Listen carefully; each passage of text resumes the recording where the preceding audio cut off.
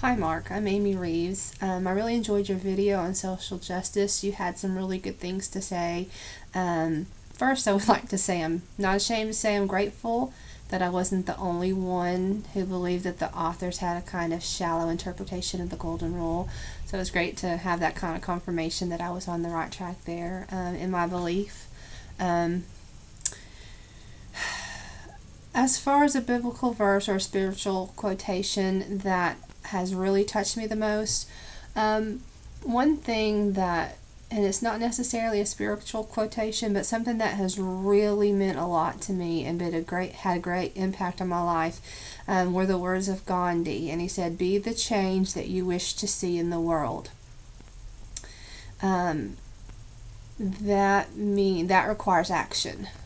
It's easy to sit behind a computer screen and type words on Facebook, um, for all your friends and family to see that, oh yeah, she doesn't agree with that, but and express some words in anger or frustration.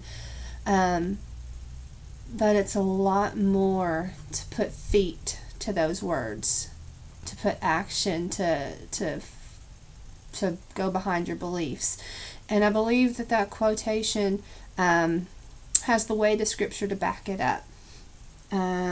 The Apostle John says in 1 John 3:18, "Dear children, let us not love with words or speech, but with actions and in truth."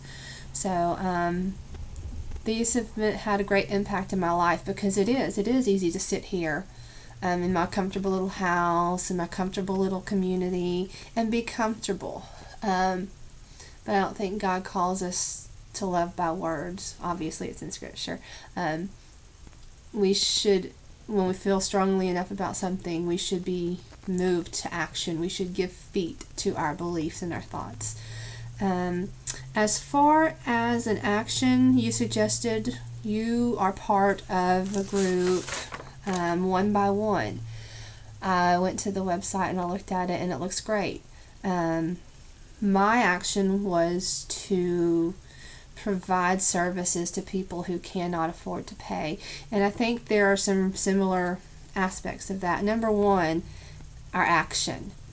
Our action is to give of our time and to give of our finances. And another similarity that ties those together is going to be the recipients of our action.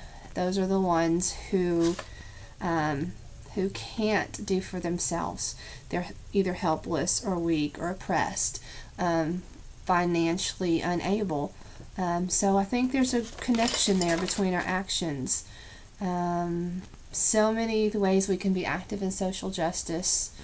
I think it's clear through this assignment that Scripture does support the idea of social justice. And it is important as counselors that we somehow be active, that we advocate for those who don't have a voice. I guess that's about all I have for right now. It's been a pleasure seeing you in class. I hope you do well in your studies.